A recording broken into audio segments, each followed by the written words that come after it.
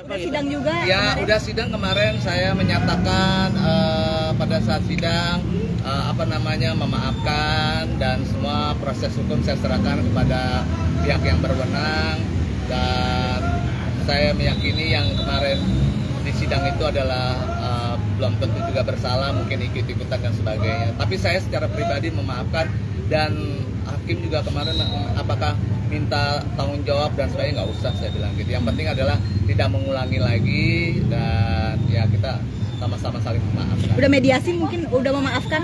Nah, sekarang ya tinggal masih di tempat. Download Tribun X sekarang, menghadirkan lokal menjadi Indonesia.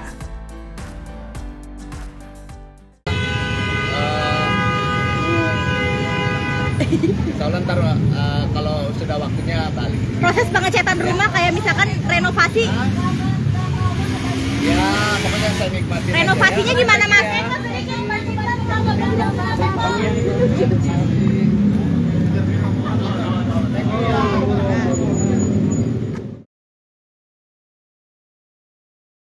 Rumah mewah Eko Patrio belum dihuni usai insiden penjarahan. Suami Fiona Rosalina beri pesan untuk para pelaku perkara hukum atas aksi penjarahan rumah milik pelawak sekaligus politisi Eko Patrio masih bergulir. Para pelaku penjarahan kini duduk di kursi pesakitan. Mereka disidangkan di Pengadilan Negeri Jakarta Selatan. Para terdakwa itu harus mempertanggungjawabkan tindakannya terkait dakwaan melakukan penjarahan dan perusakan rumah Eko pada Agustus tahun 2025 lalu. Di sisi lain, Eko Patrio mengaku tak menyimpan dendam dan sudah memaafkan para pelaku. Saat-saat sidang, saya memaafkan. Semua proses hukum saya serahkan ke pihak berwenang, kata Eko Patrio di Kemang, Jakarta Selatan, dikutip dari wartakotalive.com, Minggu 8 Februari 2026. Ia meyakini, pelaku penjarahan yang sedang menjalani sidang itu hanya ikut-ikutan menjarah isi rumahnya. Mereka belum tentu bersalah. Mungkin ikut-ikutan, saya memaafkan. Ucap pria berusia 55 tahun ini, suami Fiona Rosalina ini, tidak menuntut ganti rugi ke para pelaku penjarahan rumahnya. Bagi saya, yang penting mereka tidak mengulangi dan sama-sama saling memaafkan, jelasnya. Saat ini Eko Patrio belum kembali menempatkan rumah yang dijarah tersebut setelah pindah di tempat yang diyakininya lebih aman. Sekarang tinggal masih di tempat yang lama, tapi sudah nggak di pinggiran kota. Kalau kemarin pinggiran kota, sekarang sudah di satu tempat. Ya insya Allah entar, kalau sudah waktunya, balik, terangnya. Eko pun menjadikan insiden tersebut sebagai pelajaran hidup, agar kedepannya bisa menjadi pribadi yang lebih baik.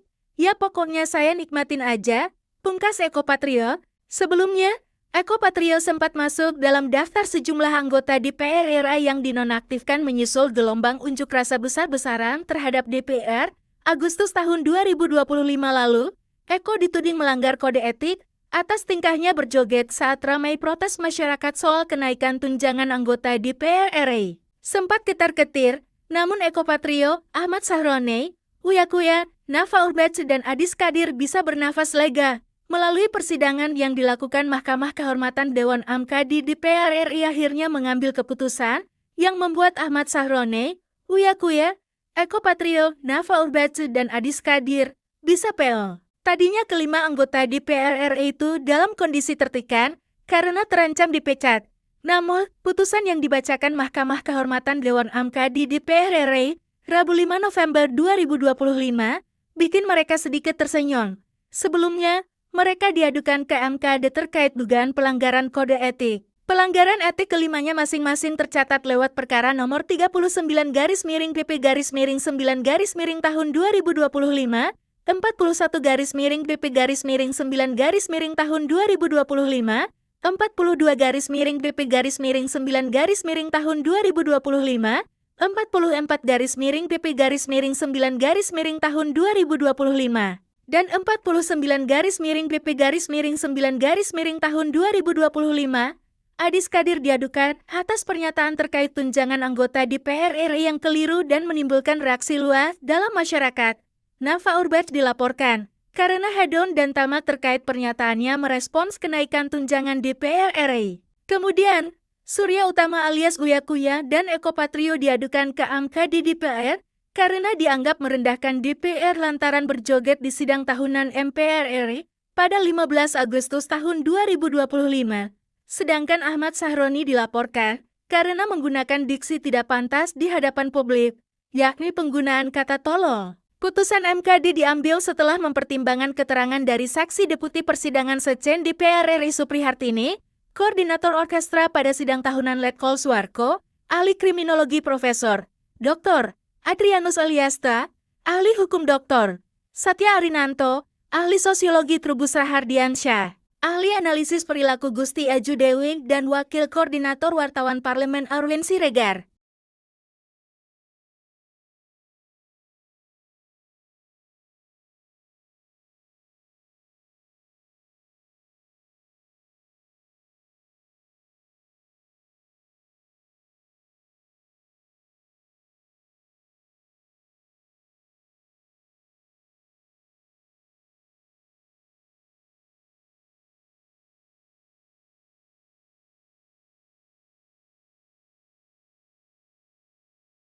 Nasib para pelaku penjarahan rumah Eko Patrio ditentukan dalam sidang. Suami Fiona Rosalina berisi pembicaraan dengan hakim.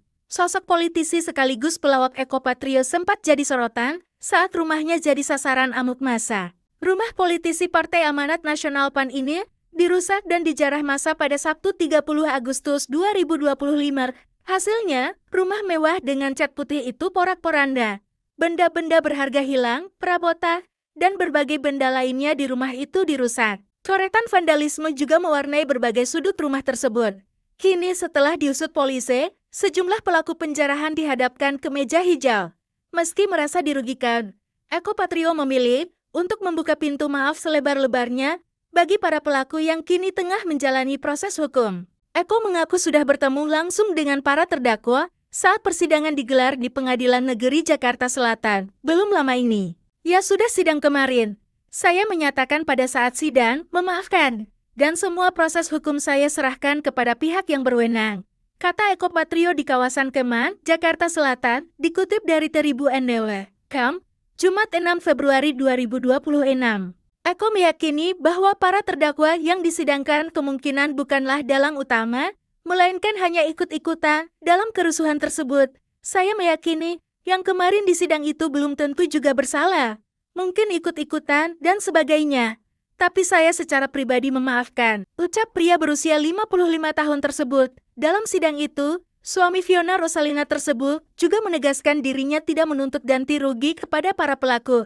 Hakim juga kemarin tanya, apakah minta tanggung jawab dan sebagainya? Saya bilang nggak usah. Yang penting adalah tidak mengulangi lagi dan ya kita sama-sama saling memaafkan. Jelasnya, beberapa bulan setelah peristiwa tersebut, Eko mengungkapkan bahwa dirinya belum kembali menempati rumah yang sempat dijarak.